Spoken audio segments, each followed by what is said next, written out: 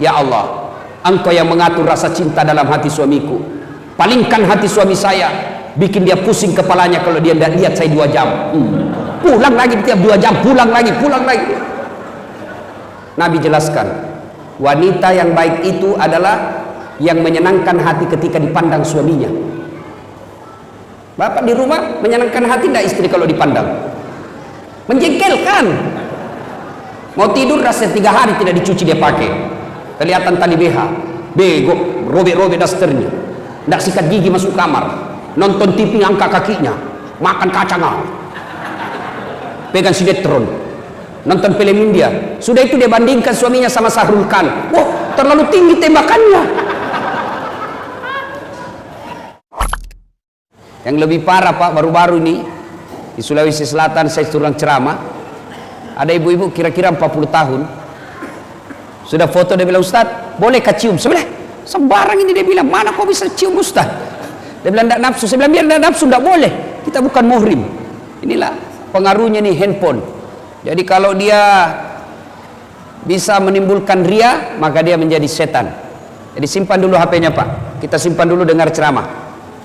Waqala idzan, Allah kemudian berfirman, bismillahirrahmanirrahim, innallaha wa malaikatahu yusalluna ala nabi ya ayyuhalladzina amanu sallu alaihi wa sallimu taslima. Sesungguhnya Allah dan para malaikatnya berselawat kepada Rasulullah Muhammad sallallahu alaihi wasallam, maka wahai orang-orang yang beriman, berselawatlah kalian kepada Rasulullah dengan sebaik-baik salawat. Sadaqallahul azim, maha benar Allah dengan segala firman-Nya.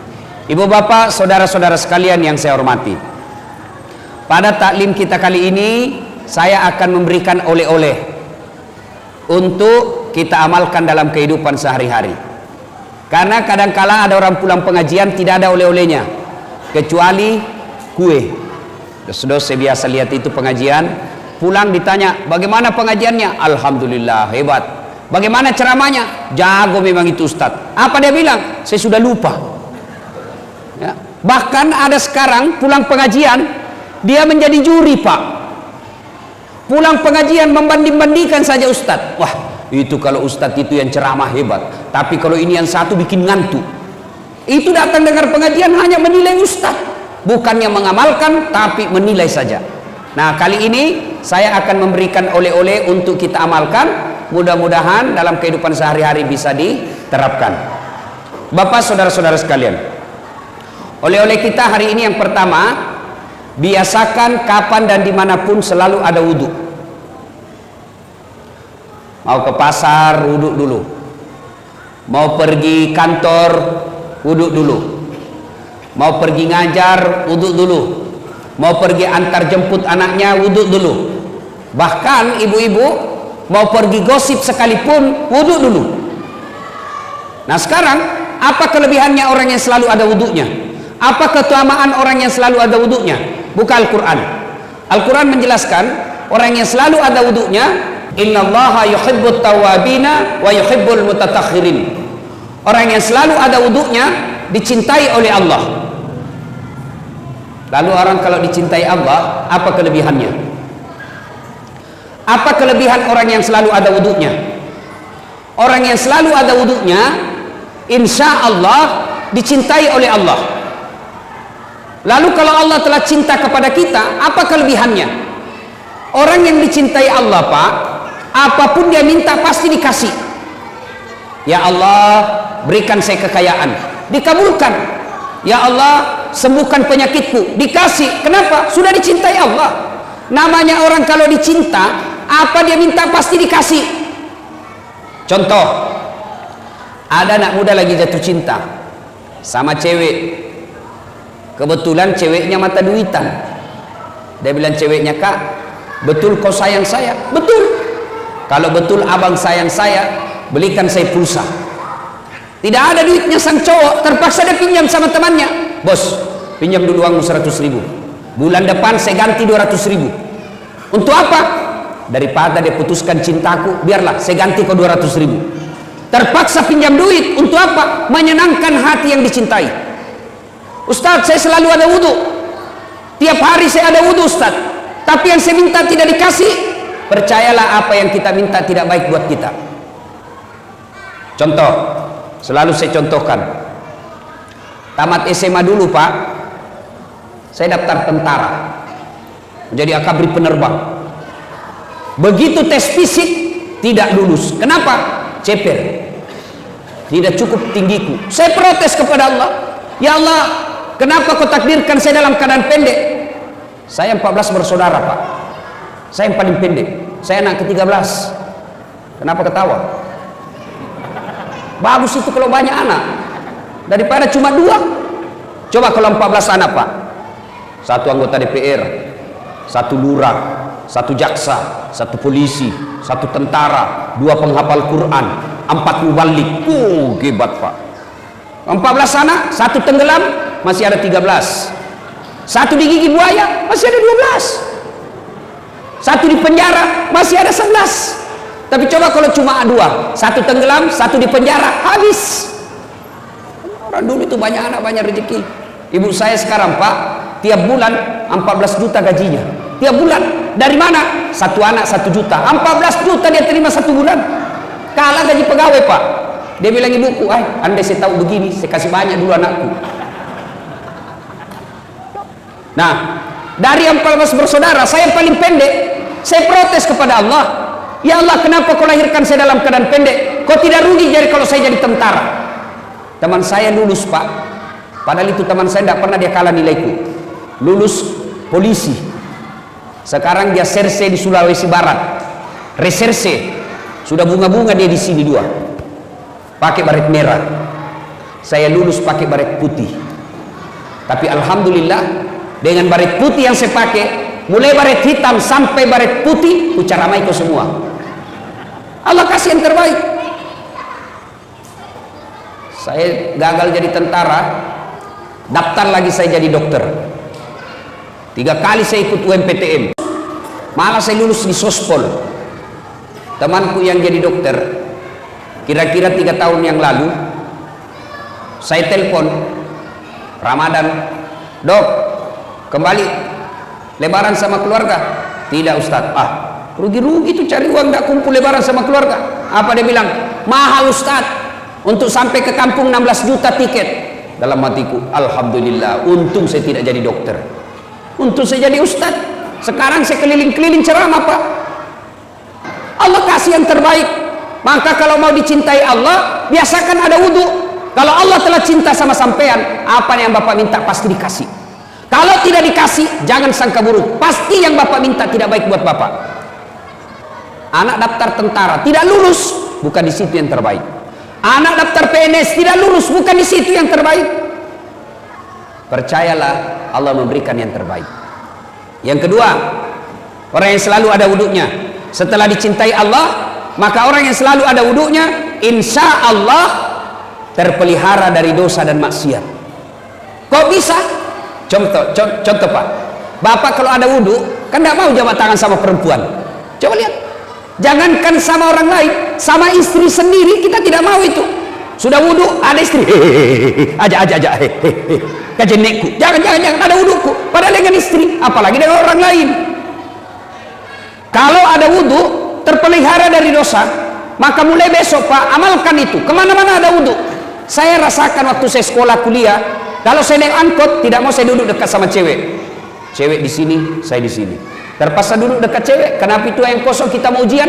Oke, duduk sama cewek, tapi saya waspada. Saya selalu waspada Pak. Tiba-tiba sopirnya mendadak, saya pegang itu besi. Tahan. Kenapa? Saya ada wudhu. Tapi kalau tidak ada wudhuku Pak, belum direm, saya nyasar duluan. Coba. Jadi orang yang selalu ada wudhunya, insya Allah terpelihara dari dosa dan maksiat. Yang ketiga, orang yang selalu ada wudhunya, insya Allah terhindar dari kekafiran ketika wafat. Kok bisa? Ajal kita tidak tahu kapan menjemput. Ajal kita tidak tahu kapan datangnya. Tapi kalau ada wudhu, ajal menjemput, kita dalam keadaan suci. Sebelum saya lanjut ini Pak, ini bapak-bapak yang bawa anak. Bedanya bapak saya dulu waktu saya kecil Pak, saya ini tidak pernah mondok Pak, tidak pernah mondok. Bahkan saya pernah tamat SD, pernah bertengkar bapak saya berdebat. Karena saya mau masuk pesantren tapi tidak dikasih masuk pesantren. Kenapa? Pesantren waktu itu mahal, tidak bisa bapak saya bayar. Bayangkan 14 bersaudara, bapak saya petani penggarap. Tahu namanya petani penggarap, Pak? Sawahnya orang dia kerja, kalau naik 10 karung, ya 9 karung untuk yang punya sawah, 1 karung untuk bapak saya. Itu namanya petani penggarap. Jadi waktu itu saya mau masuk pesantren, bapak saya tidak bisa. Kenapa? Waktu itu pesantren lebih mahal daripada sekolah umum. Tidak pernah mondok. Tapi bagaimana bapak saya kalau dia bawa saya ke masjid? Sudah kok, duduk kamu di sini, dengar itu ustaz ceramah. Maka saya dah tahu agama melalui masjid. Coba bapak-bapak bawa anaknya berkeliaran di sana. Itu bedanya kita orang Kristen, Pak. Itu orang Kristen kalau dia bawa anaknya ke masjid, dia ke gereja, dikasih duduk di sampingnya itu. Duduk kok, dengar pendetamu. Coba lihat anak-anak Nasrani kalau dia ke pendeta, ke gerejanya. Kalau kita duduk dengar ceramah, anaknya kopi main. Siapa anak itu? Tidak ada yang mau akui itu. Coba, siapa anak? Tidak ada yang mau ngakui. Mestinya duduk di samping kita, dengar. Masa kalau ulang tahun anak kita mampu kita kasih hadiah, dengar ceramah kita tidak kasih hadiah. Nah, Bapak saudara-saudara sekalian, nah, kita tidak tahu ajal kapan menjemput. Tapi ketika ada wudhu, kita keluar rumah, tiba-tiba ajal menjemput. Di perjalanan kita ajal, di kantor ajal, ada wudhunya. Subhanallah, kita mati dalam keadaan suci, menjemput, menghadap kepada Allah. Kita dalam keadaan suci karena ada wudhu. Yang keempat, keutamaan orang yang selalu ada wudhunya. Menurut Al-Quran, simahum fi wujuhihim min asari sujud. Di muka mereka nanti di akhirat ada bekas sujud. Apa bekas sujud? Kata Nabi, mukanya bercahaya karena wudhunya. Dijelaskan dalam kitab, umat Islam nanti menghadap Qadir Rabbul Jalil, dia tidak perlu mengaku, ya Muhammad saya umatmu, tapi tanda-tandanya bercahaya wajahnya. Nanti umat Islam, Pak, mengeluarkan cahaya wajahnya, sehingga ketika menghadap Allah tidak perlu lagi kita mengaku, ya Muhammad saya umatmu, tapi otomatis ketahuan karena wajahnya berseri-seri akibat wudhu. Maka oleh-oleh kita yang pertama, biasakan ada wudhu. Ibu-ibu ini biasanya kalau ada pengantin banyak perempuan tidak sholat. Kenapa? Gara-gara make up. Coba lihat perempuan kalau ada pengantin, Pak, itu kayak mukanya dikira tembok, kuning, biru, abu-abu, coklat, krem, merah. Tiba waktu sholat, tidak sholat itu. Gara-gara apa? Make up. Maka solusinya wudhu dulu baru make up. Sudah itu tahan kentut, biar sudah wudhu, kalau kentut batal. Dia bilang tidak keluar semua Ustaz, masih sedikit aja keluar, biar sedikit batal.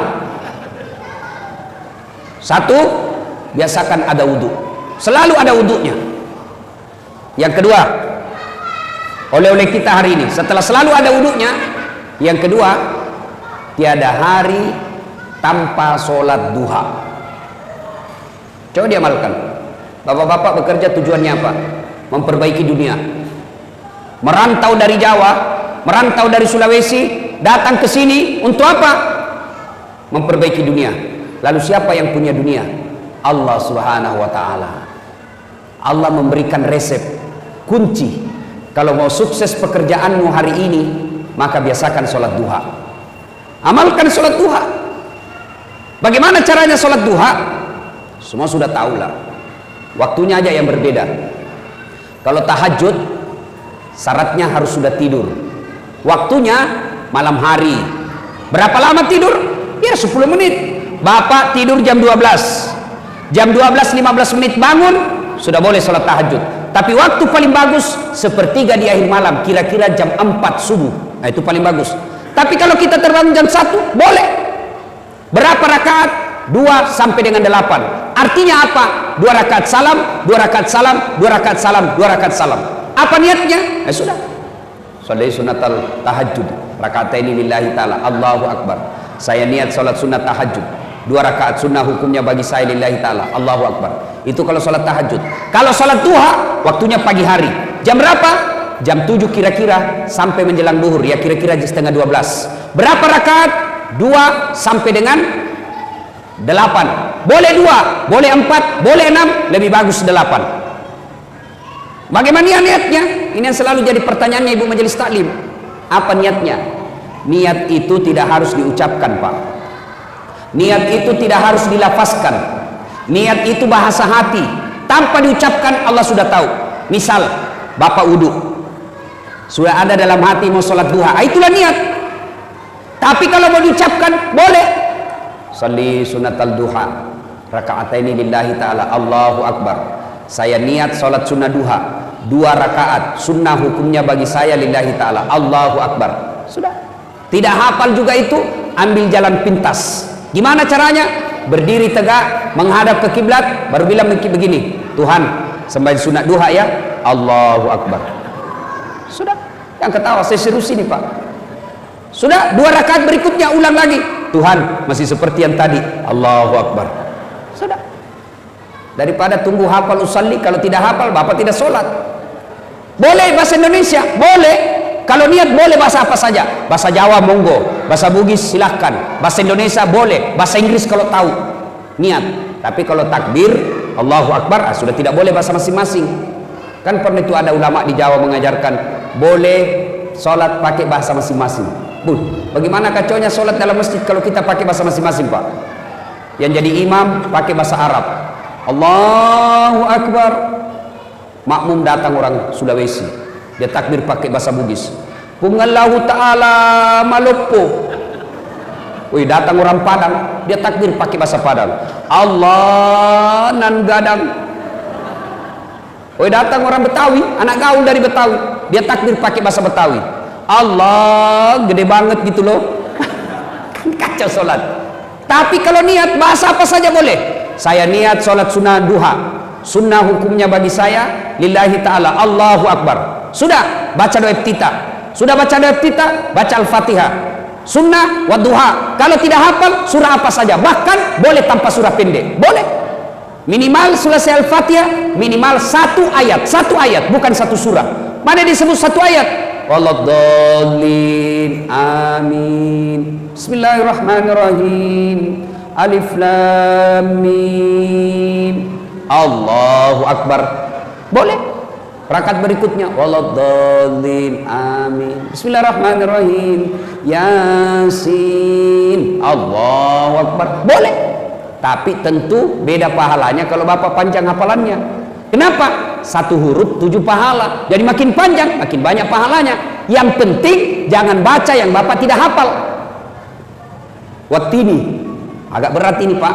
Hafal-hafal setengah wattini, baku sambung dengan walasri. Atau Al-Kafirun. Oh, berat juga ini Pak. Biasa mutar tidak mau sampai. Wala antum abiduna ma abud wala ana abidu ma abadtum wala antum abiduna ma abud wala ana abidu ma abad wala antum abid wala ana abid. Dia bilang istrinya, kenapa itu tak putar-putar tidak mau sampai? Dia bilang, ini juga lah aku pikir. Kacau salatnya ya. Tapi kalau tidak hafal wadduha, surah apa saja. Al-Ikhlas rakaat pertama, rakaat kedua Al-Ikhlas lagi, boleh. Sudah, minta kepada Allah 2 rakaat, Assalamualaikum warahmatullahi, Assalamualaikum warahmatullahi. Berdoalah. Berdoa harus bahasa Arab, tidak minta sesuai kebutuhan kita. Jangan minta sesuai yang apa yang diajarkan buku. Belum tentu apa yang ada dalam buku kita paham. Lebih baik kita curhat. Ya Allah, saya sudah capek jadi orang miskin ya Allah. Gimana saya mau bersedekah kalau saya miskin selamanya ya Allah? Bukakan pintu-pintu keutamaan dunia bagi saya ya Allah. Murahkan rezekiku ya Allah. Insya Allah kalau laku tanahku tahun ini saya kasih umrah orang tua saya. Masa Allah tidak kabulkan doa kita? Coba minta Pak. Tidak usah minta sama wali kota, tidak usah minta sama gubernur. Politisi baik sebelum dipilih Pak kalau kampanye. Baik betul. Caleg-caleg ini sekarang Pak, gampang tahu caleg Pak. Mau tahu tanda-tandanya caleg gampang. Kalau tiba-tiba ketemu tidak kenal senyum, gampang senyum, ngajak traktir pasti caleg. Udahlah, daripada mengharap sama politisi, mending kita berdoa kepada Allah. Selesai salat duha minta kepada Allah. 2 rakaat salam minta. Naik lagi sholat 2 rakaat minta lagi, ulang-ulang. Masa Allah tidak kabulkan? Kalau Allah sudah janji, ud'uni astajib lakum, minta kau kepadaku pasti saya kabulkan. Itu janji Allah. Kalau Allah yang janji pasti dikasih.